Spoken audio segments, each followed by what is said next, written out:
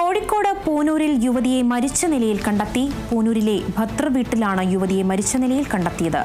കരിങ്കാളിമിൽ താമസിക്കുന്ന ശ്രീജിത്തിന്റെ ഭാര്യ ജിസ്നയാണ് മരിച്ച നിലയിൽ കണ്ടെത്തിയത്. വിവരങ്ങളുമായി അഭിന പി ചിറക്കൽ ചേരുന്നുണ്ട്.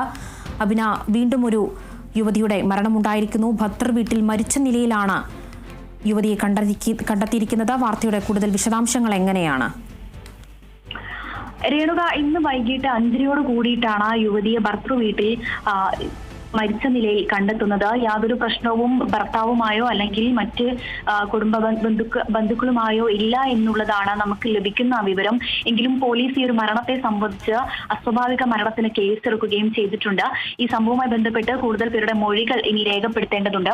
ഏതായാലും പോലീസ് ഇപ്പോൾ നിലവിൽ അസ്വാഭാവിക മരണത്തിനാണ് കേസെടുത്തിരിക്കുന്നത്.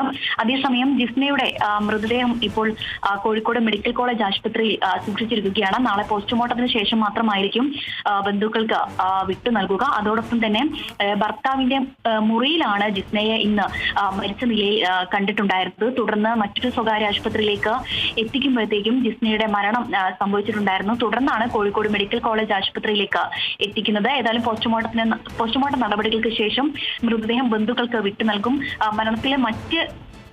മരണവുമായി സംബന്ധിച്ച്, അതായത് ഈ ജിസ്നയുടെ ശരീരത്തിൽ മറ്റു മർദ്ദനമേറ്റ പാടുകളോ ഒന്നും തന്നെ ഇല്ല എന്നുള്ളതാണ് നമുക്ക് ലഭിക്കുന്ന വിവരം. എങ്കിൽ പോലും പോലീസ് അസ്വാഭാവിക മരണത്തിന് കേസെടുക്കുകയും ചെയ്തിട്ടുണ്ട്. ഇനി അടുത്ത നടപടി എന്ന് പറയുന്നത് പോലീസ് ഉദ്യോഗസ്ഥർ വരും ദിവസങ്ങളിൽ ഈ ബന്ധുക്കളുടെയും അതോടൊപ്പം തന്നെ പ്രദേശവാസികളുടെയും മൊഴികൾ രേഖപ്പെടുത്തിയതിനു ശേഷം മാത്രമായിരിക്കും മറ്റു നടപടികളെല്ലാം തന്നെ ആരംഭിക്കുക. ശരി അഭിന, വ്യക്തമാണ്. കോഴിക്കോട് പൂനൂരിൽ യുവതിയെ മരിച്ച നിലയിൽ കണ്ടെത്തി. പൂനൂരിലെ ഭർത്തൃ വീട്ടിലാണ് യുവതിയെ മരിച്ച നിലയിൽ കണ്ടെത്തിയത്. ജിസ്നയാണ് മരിച്ച നിലയിൽ കണ്ടെത്തിയത്. അസ്വാഭാവിക മരണത്തിനാണ് നിലവിലിപ്പോൾ പോലീസ് കേസെടുത്തിരിക്കുന്നത്. ഭർത്താവും ജിസ്നയും തമ്മിൽ യാതൊരു വഴക്കുകൾ ഉണ്ടായിരുന്നില്ലെന്നാണ് നിലവിൽ പ്രാഥമികമായി ലഭിക്കുന്ന വിവരം. ഇനി ഇൻക്വസ്റ്റ് പോസ്റ്റ്മോർട്ടം നടപടികൾക്ക് ശേഷമായിരിക്കും മരണത്തിന്റെ ആഴം അല്ലെങ്കിൽ മരണകാരണം എന്താണെന്ന് വ്യക്തമാക്കാൻ കഴിയൂ. അഭിന പി ചിറക്കലാണ് വിവരങ്ങൾ പങ്കുവച്ചത്.